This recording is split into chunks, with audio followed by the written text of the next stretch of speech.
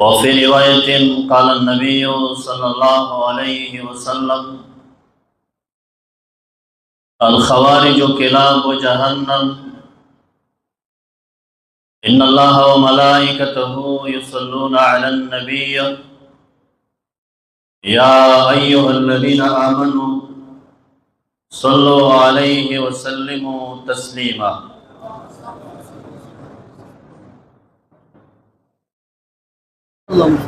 लग मोहम्मद सरदल शरीफ आए।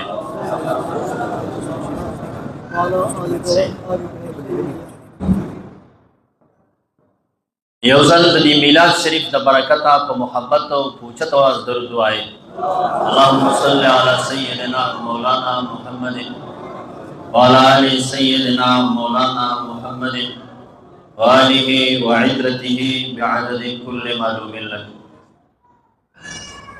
जनाब सदर मजलस, जनाब पीर तरीक़त रहबर शरीयत, मंबउल फ़ुयूद वल बरक़ात, जनाब लाला जिसे मुबारक और महफ़िल मेज़बान हज़रतुल अल्लामा मौलाना सैयद इब्राहिम शाह साहब और नूर द मजलस शुरकाओ दलरी और दनिज़देना राहुलु कदरदानो मिलमनो मक़बल मौजू रसूलुल्लाह मुबारक सल्लल्लाहु अलैहि वसल्लम बहसन व जमाल लावणे दा च रसूल अकरम सैयदुल अरब वल अजम सल्लल्लाहु अलैहि व आलिहि वसल्लम सुमरा खस्ताओ और सुमरा कमालात लर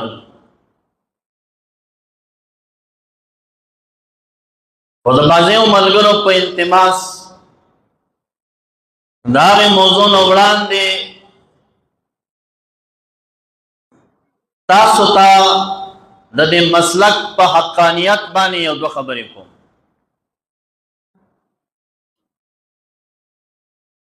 ज़मान दा अक़ीदा दा मसलक दान कुरान करीम और दा हदीस और दा असलाफ दा अक़वाल मुवाफ़िक़ दे और लिल्लाहिल हम्द ज़मान दा अक़ीदे पर हर जुज़िया रिवायात मौजूद थी। उस कनने और सड़ेरा पुरतकीगी औदा से सड़ेरा पुरतकीगी चिरागम याश मख की हो मजहबी बलम याश की बल मजहबी तो बलम याश की बल मजहबी नदा से सड़े जवायम चिदाको पदे आम मामूल की सियासत की चुसुक दो पार्टी बदली की नब्याद आगम अलगरे नहीं और ब्यावर कुछ सुकुदरी की ना ज़बावायम लिल्लाहिल हम्द ज़मा वालिद गिरामी क्लक हनफिले सूफिले चे द कम मसलक दखल को ने किताब वेरे द अगम मसलक दखल को मदरसा के मुदरिस ने माशुम रालोई शुम मक़बल मज़हब बदल न को अवलाद या गौरज मेरा वली जब अक़बल मसलक और मसीर नवाओ अवनन तरा पुरतकी के शपारस मज़हब दे बदल करो अवद्या वाई चिदा अहनाफ मुशरिकान दी और दा मुक़ल्लिदीन मुशरिकान दी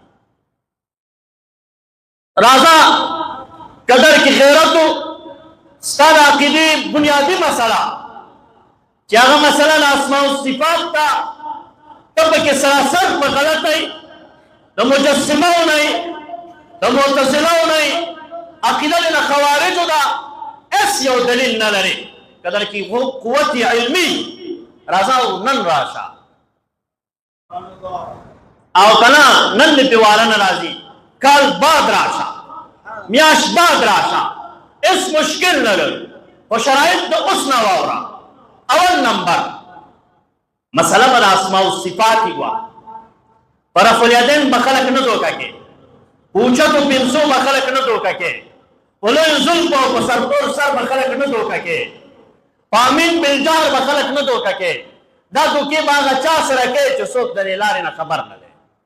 اصل عقیده د اسماء الصفات ته. په اسماء الصفاتو کې تاسو رب کریم ته لاس ثابتوئ، تاسو رب کریم له خپې ثابتوئ، تاسو رب کریم ته پوزه ثابت کړئ. ستاسو هغه خدای دی چې تاسو په یو خوا ودرولی دی او په یو لاس مو ودرولی دی. تاسو وایي یو خوا او یو لاس دی.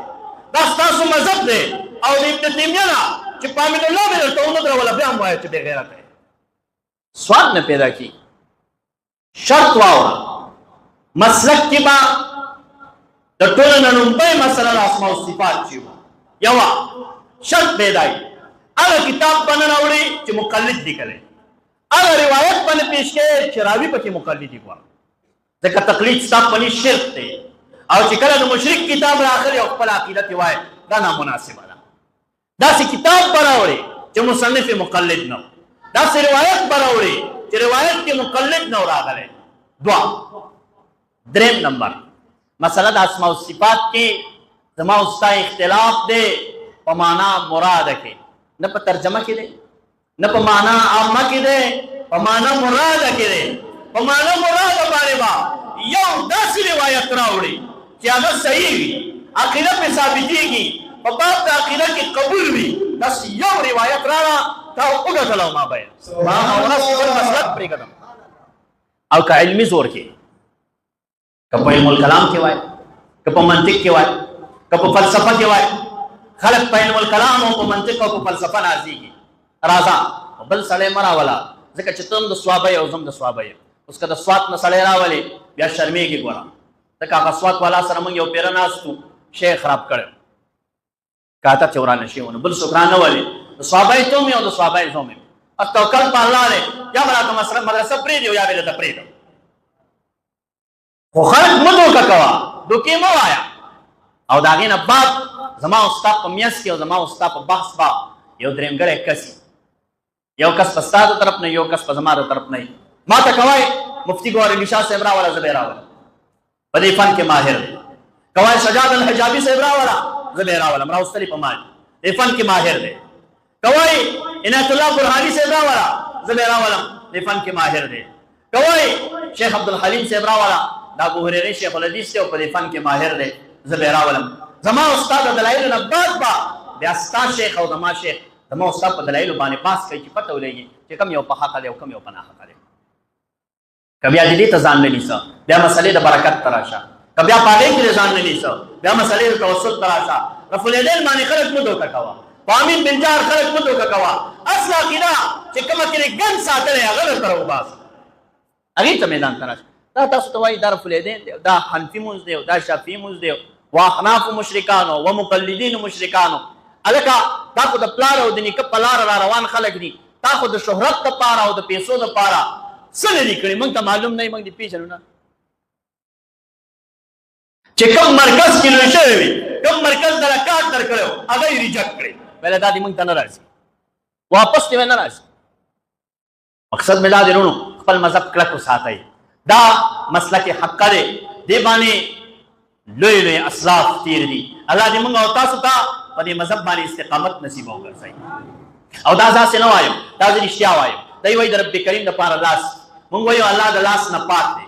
دی وایي د رب کریم دپاره خپې دي، موږ وایو د رب کریم د خپو نه پاک دی. دوی وایي په کرسۍ ناست دی، نو چې په کرسۍ ناست دی خپې راوځړندې دي که نه پورته دي، څنګه ناست دی؟ کیفیت د ناستې خو ووایه. نو هغه مسله یې درنه پټه کړې ده او رفع الیدین درته مخې مخې ته کوي. الله دې زمونږ او ستاسو د دې خلکو نه حفاظت نصیبه وګرځوي. ها چې څه وخت یې مواره راغله مولوي صاحب دا خبرې نشر کېږي، هغه وخت زه تابعدار یم. ما او تا سره یو بل پېژنو، معلومه به وي انشاءالله الرحمن چې څوک په حقه دی او څوک په ناحقه دی. خو تاسو ته سوال کوم خپل مسلک مه پرېږدئ.